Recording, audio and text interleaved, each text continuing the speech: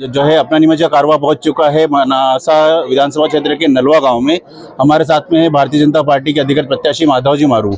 और इस क्षेत्र के जो मतदाता हैं उन्होंने हमारे पास कई सवाल पूछाए हैं। आज जानते हैं उनसे, माधव जी मारू से, उनके सवालों के जवाब।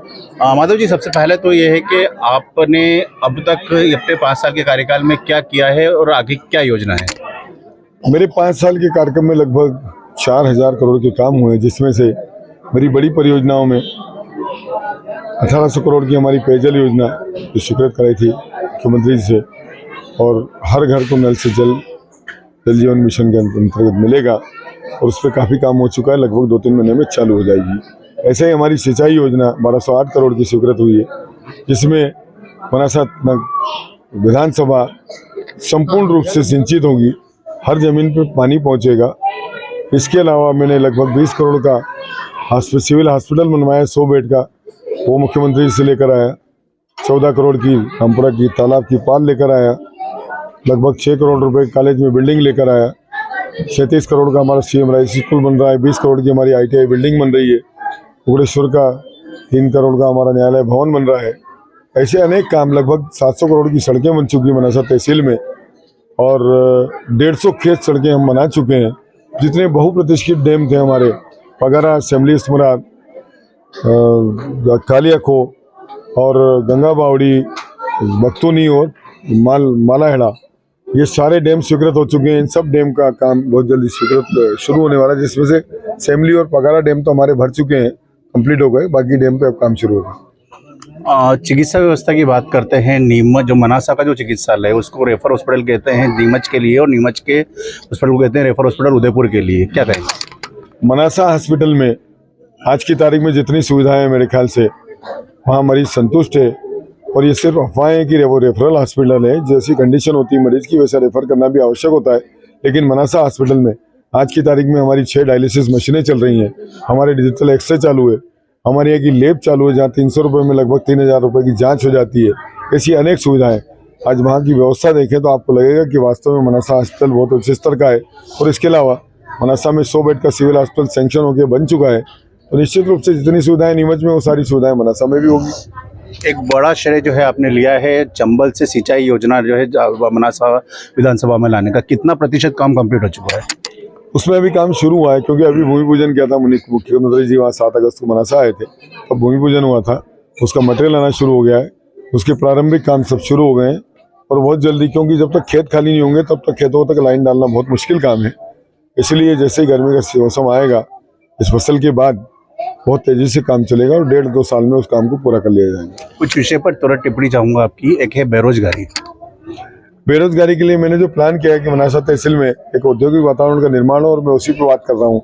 अभी मेरे अगले प्लान में यही है कि हम छोटी इंडस्ट्री की ओर ध्यान देंगे। ऐसी इंडस्ट्री जो एक किसान का बेटा भी लगा सके, एक मजदूर का बेटा भी अपना काम शुरू कर सके। लोग मजदूर नहीं बने, मालिक बने, रोजगार देने लायक बने, रोजगार नहीं ढूंढे। मैं इस पर काम कर रहा हूँ। भ्रष्टाचार ऐसा शब्द है ये, जो किसी पे भी आप चस्पा कर सकते हो और कभी भी चस्पा कर दो, क्योंकि भ्रष्टाचार को कोई सबूत नहीं मांगता। भ्रष्टाचार तार्किक हो, कोई भी ऐसी बात पे आरोप लगाए जाए तो समझ में आती है। खाली हवा में कुछ भी कह देने से भ्रष्टाचार के आरोप सिद्ध नहीं हो जाते। कानून व्यवस्था मेरी मनासा तहसील में तो कानून व्यवस्था बहुत अच्छी है, क्योंकि यहाँ कोई ऐसा गंभीर अपराध होते नहीं है। गंभीर अपराधों से हमारी तहसील लगभग मुक्त है, और बाकी छोटे मोटे अपराध जो होते हैं वो कोई बड़े विषय नहीं है ऐसा। इसलिए मनासा में कानून व्यवस्था बहुत अच्छी है। आप एक बड़े अच्छे शिक्षित जो है विधायक हैं, इसलिए आपसे खासतौर पे प्रश्न बनता है। अपने एरिया के अंदर लोग अधिकतर NDPS के अंदर बहुत सारे किसानों को जो है फंसाया जाता है, या उस आरोप में काफ़ी सारे बंद हैं। उस चीज़ के लिए कभी आपने कुछ प्रयास किया है या करेंगे? निश्चित रूप से मैंने ऊपर बहुत बार बात करने की कोशिश करी है कि हमारे यहाँ डोला चूरा को कम से कम इस NDPS एक्ट से बाहर निकाला जाए। ये इसलिए भी आवश्यक है क्योंकि अगर ये डोला चूरा खुला नहीं किया गया तो जिस तरह से पंजाब बर्बाद हुआ है सिंथेटिक ड्रग में, केमिकल ड्रग में, वैसा हरियाणा में बर्बाद हो जाएगा और राजस्थान भी बर्बाद हो जाएगा। क्योंकि जब तक डोला चूरा चालू था तब तक पंजाब में ये केमिकल ड्रग नहीं आए थे, और केमिकल ड्रग डीलर्स ने, ये ऑपरेटर्स ने सारा ये डोला चूरा को NDPS में करवाया है। ये कांग्रेस के समय की बात है।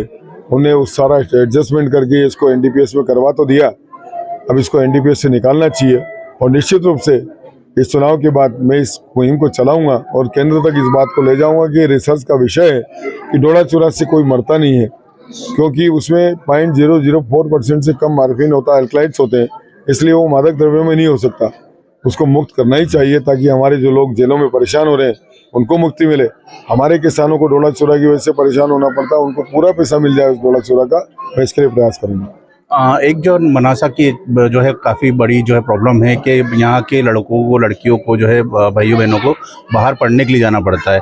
यहाँ कोई बड़ी एजुकेशन की फैसिलिटी नहीं है, नीमच जाना पड़ता है। ये मेरी योजना में है, मैं इस पर भी बात कर रहा हूँ अभी कि मेरी अगली योजना में एजुकेशन और इंडस्ट्री, इन दोनों पे मैं काम करूँगा लगातार 5 साल। और मनासा को, कोकड़ेश्वर, रामपुरा और मनासा बड़े एजुकेशन सेंटर बने, बड़े एजुकेशन के हब बने, हमारे बच्चों को बाहर नहीं जाना पड़े पढ़ने के लिए, मैं इसके लिए काम करूँगा। यातायात की सुविधा की बहुत प्रॉब्लम है, संसाधन नहीं है, रेलगाड़ी तो खैर यहाँ पे आई नहीं है, बट इसके अलावा भी बस रूट वगैरह प्रॉपर नहीं है। मनासा के चारों तरफ की सड़कें बहुत अच्छी हैं। आज की तारीख में यातायात की अगर बात करें तो लोगों के खुद के साधन इतने बढ़ चुके हैं कि लोग बसों को कम प्रीफर करते हैं। आजकल एक छोटा आदमी भी उसकी गाड़ी से जाना पसंद करता है, बसें कम प्रीफर करते हैं। और बसों में अब इतना लोड भी नहीं है, जितना पहले भीड़ हुआ करती थी आजकल उतनी भीड़ बसों में होती नहीं है। इसलिए साधन भी कम तो हुए निश्चित रूप से, क्योंकि बस ऑपरेटर्स की कमाई भी कम हुई है, बसों की कीमतें भी बढ़ी है, खर्चे भी बढ़े हैं, टैक्सेस बढ़े हैं। तो निश्चित रूप से यातायात के साधन भले ही कम हुए पर फास्ट जरूर है, यातायात फास्ट तो हुआ है। दो किसानों की जो प्रॉब्लम, जो सवाल बहुत ज़्यादा आए थे, एक तो नीलगाय की समस्या और दूसरा जो है रात को 10 घंटे बिजली देते हैं, दिन में क्यों नहीं? किसान को भी सोने की आवश्यकता पड़ती है। बिजली 6 घंटे दिन में मिल रही है, 4 घंटे रात को मिल रही है। किसान चाहते हैं कि 10 घंटे लगातार बिजली मिले, लेकिन लोड को बैलेंस करना भी जरूरी है। सबको एक साथ दिन में बिजली पूरी नहीं दी जा सकती, ये बात सही है, क्योंकि ट्रांसफार्मर्स की कैपेसिटी जब लोड आता है तो एक साथ आता है। और ये संकट हमारे यहाँ तो अगले 1.5-2 साल में समाप्त हो जाएगा। जब हमारी सिंचाई योजना चालू हो जाएगी तो फिर किसानों की सारी मांगे खत्म हो जाएगी इस तरह की। हमारे नीमच के लिए एक बड़ा मतलब बुरा लगता है, नीमच मनासा खासतौर पे के लिए कि रेड लाइट एरिया यहाँ पे, इसके लिए अभी तक आपने कोई प्रयास किए या आगे करेंगे? इसके लिए हमारी सामाजिक संस्थाएं, अलग अलग एनजीओज काम कर रहे हैं लगातार, और उनमें भी काफ़ी सुधार देखने में आया है। चूँकि ये सामाजिक बुराई आज की नहीं है, ये अनंत काल से चली आ रही है और इसको ख़त्म करना है तो धीरे धीरे नई जनरेशन को इसके लिए तैयार करना पड़ेगा। नए बच्चे जो आ रहे हैं उन परिवारों में, वो सब पढ़ाई की ओर डाइवर्ट हो रहे हैं, निश्चित रूप से अच्छे स्कूलों में पढ़ रहे हैं, और एक बार अच्छे एजुकेट हो जाएंगे तो निश्चित रूप से उस धंधे से खुद ही डाइवर्ट हो जाएंगे और ये धंधा स्वतः समाप्त हो जाएगा। 2-3 योजनाएं हैं जो आपकी पेंडिंग है, उस पर सवाल पूछने के लिए मुझे पहुँचाए गए थे। आंतरी माता से भादो माता जी की सड़क, आंतरी माता हाथों माता की सड़क पेंडिंग है, बिल्कुल सही बात है, मैं उसको मानता हूँ और निश्चित रूप से मेरा भी संकल्प है कि मैं उसको बनवा के ही मानूंगा। अगले कार्यकाल में मैं निश्चित रूप से उसको पूरा करूँगा। खालिया को बांध, कालिया खूह बांध का फॉरेस्ट का फाइनल क्लियरेंस आना है। कालिया खूह में जितनी जमीनें ट्रांसफर करना थी फॉरेस्ट में वो कर चुके हैं, उसका प्रोजेक्ट स्वीकृत हो जाएगा, टेंडर हो चुका है, सारी चीज़ें तैयार पड़ी है। जैसे वन विभाग से हमारा क्लियरेंस आएगा हम उसका काम शुरू करेंगे। 2-4 एक थोड़ा सा नेगेटिव सवाल जो आप जानते हैं, हालांकि उसमें आप सफाई दे चुके हैं कि वो AI बेस्ड है, ये ओवरऑल ऑडियो हैं, इनके लिए आप क्या कहना चाहेंगे? आर्टिफिशियल इंटेलिजेंस से आप चाहे जिसका ऑडियो बनवा सकते हैं। मेरे ऊपर यहाँ की जनता का विश्वास है, लोग मानते हैं कि मैं इस तरह के काम कभी नहीं करता, ये आम जनता जानती है, इसलिए मैं इस चीज़ों की परवाह नहीं करता और लोग इसको सिरे से, पब्लिक भी खारिज करती है। हमारे यहाँ हमारे कार्यकर्ताओं ने, हमारी जनता ने कभी भी इस चीज़ों में इंटरेस्ट नहीं लिया। हर आदमी कहता है कि ये घटनाएं गलत है, ऐसा मारो मारू कभी नहीं कर सकता। संगठन के लोग जो हैं इतना खिलाफत क्यों कर रहे हैं, कितने खिलाफ क्यों हुए आपके? सबकी टिकट की महत्वाकांक्षा, सबको पद की महत्वाकांक्षा, और सबको ये महत्वाकांक्षा कभी पूरी नहीं हो सकती। सर्वे के आधार पे टिकट वितरण होता है, कार्यकर्ताओं से पूछ के टिकट वितरण होता है, किसी की व्यक्तिगत इच्छा या अनिच्छा के आधार पे भारतीय जनता पार्टी में फैसला नहीं होता। इसलिए ठीक है, संगठन उन सबको समझा रहा है, संगठन की बात चल रही है, निश्चित रूप से वो भारतीय जनता पार्टी के लिए काम करेंगे, या नहीं करेंगे तो बाहर जाके और किसी सीट पर काम करेंगे, लेकिन वो भाजपा से अलग नहीं हो सकते। आपको और आपके समर्थकों को गुस्सा जल्दी आता है, ऐसा कहा जाता है, क्या कहेंगे? एक बात बताऊं मैं आपको, जो ईमानदार होगा, जो सच्चा होगा, उसको निश्चित रूप से तेज आएगा, ये बात सही है। और हम लोग अपनी ईमानदारी पे काम कर रहे हैं और यहाँ की जनता जानती है। इसलिए आप जो माहौल देख रहे हैं, जो उत्साह पब्लिक में है, जो कार्यकर्ताओं का उत्साह है, वो क्यों है? वो इसी कारण है कि हमारा नेता सच्चा है, हर बात बिल्कुल पारदर्शिता से करता हूँ मैं, इसलिए लोग मेरी बात सुनते हैं। भीतरी घात जो है उसका कहीं डर है आपको कि जो लोग अभी कई बार ऐसा लगता है कि पार्टी के लिए है लेकिन पार्टी के साथ में, लेकिन भीतरी घात में आपको नुकसान पहुंचा सकते हैं? Bharatiya Janata party cadre based party है। यहाँ पे भीतरघात की संभावना इसलिए नहीं कि जो लोग ये विरोध दर्ज करा रहे हैं ना तो वो इस कैपेसिटी में है, क्योंकि कार्यकर्ता उनकी कभी नहीं मानेगा। उस दिन भी जब उनने मंच से कहा कि निपटा दो, तब कार्यकर्ताओं ने इस बात का विरोध किया, और वो जो विरोध करने वाले थे, वो जो सम्मेलन में कार्यकर्ता गया था, वो दूसरे दिन नीमच नामांकन रैली में सारे लोग आ चुके थे। वो सब इस बात के विरोध में थे कि पार्टी के विरोध में बात करने का अधिकार किसी को नहीं है।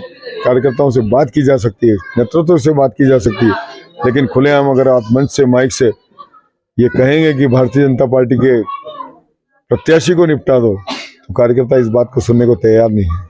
नाहटा जी ने आज एक जो है आपको चैलेंज दिया है आपके लिए कि जो आप 4000 करोड़ की बोलते हैं, आमने सामने आ जाइए और आप एक फहरिस्त दे दीजिए कि जो है ये काम आपने करा है। दूसरा उन्होंने कहा है कि एक समय वो था जिस समय आप नाहटा जी के साथ में थे। ये फहरिस्त नाहटा जी को, वो इंजीनियर तो हैं पर उनको समझ की कमी तो है मेरे ख्याल से। मेरे को समझ नहीं आती कि वो इस तरह की बातें क्यों करते हैं। वो स्वीकार नहीं करते। उनकी सबसे गंदी आदत है कि वो किसी चीज को स्वीकार नहीं करते।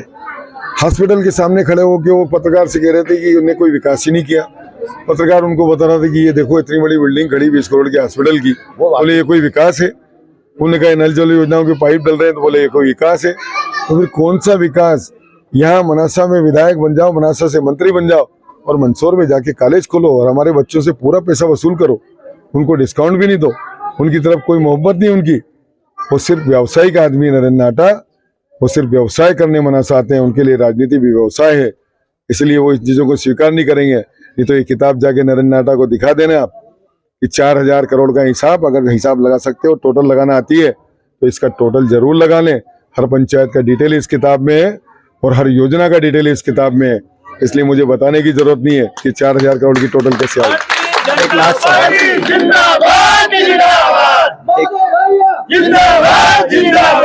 आखिरी 2 सवाल। एक माधव जी ने, नाहटा जी ने एक आरोप लगाया कि अगर वो ऑडियो आपकी नहीं है तो आपकी सरकार थी, आपने उनको टेस्ट क्यों नहीं कराया? वो ऑडियो 5 साल पहले भी आया था और सरकार उसको टेस्ट करा चुकी है। वो झूठा ऑडियो है। इस ऑडियो से तो मैं चुनाव के बाद निपटूंगा निश्चित रूप से। एक आखिरी सवाल, अगर आप विधायक बनते हैं, ईश्वर करे, तो खास तौर पे मैं सब ऐसे 5 कौन से काम हैं जो आपके सपने में हैं, जो आपकी इच्छा है कि मुझे मनासा क्षेत्र के लिए करना ही करना है? मैं मनासा के लिए 2 सबसे बड़े काम करना चाहता हूँ कि मनासा में बड़े एजुकेशन सेंटर्स हों ताकि हमारे बच्चे बाहर पढ़ने नहीं जाएं, और एक औद्योगिक वातावरण का निर्माण हो कि हमारा एक किसान का बेटा भी, एक गरीब व्यक्ति भी अपनी यूनिट लगाना चाहे, अपनी इंडस्ट्री खोलना चाहे, 10-20 लाख का लोन लेके वो काम करना चाहे बिना ब्याज के, बिना गारंटी के, तो उसकी मैं मदद कर पाऊँ, उसको मैं टेक्नोलॉजी दे पाऊँ और उस पर मैं बड़ी बड़ी वर्कशॉप करके और इन बच्चों को नए सिरे से एजुकेट करना चाहता हूँ कि वो अपना व्यवसाय खुद करें, वो अपना रोजगार खुद खड़ा करें और रोजगार देने लायक बने, वो मजदूर नहीं बने, मालिक बने। मैं इस लक्ष्य के लिए काम करूँगा और बाकी जितने बचे हुए अधोसंरचना के काम है वो तो निश्चित रूप से मैं पूरे कर ही दूंगा अगले 5 साल में। अपना निमित को समय देने के लिए धन्यवाद। धन्यवाद। ये थे माधव जी मारू, हमारे साथ मनासा के अधिकृत विकास के साथ।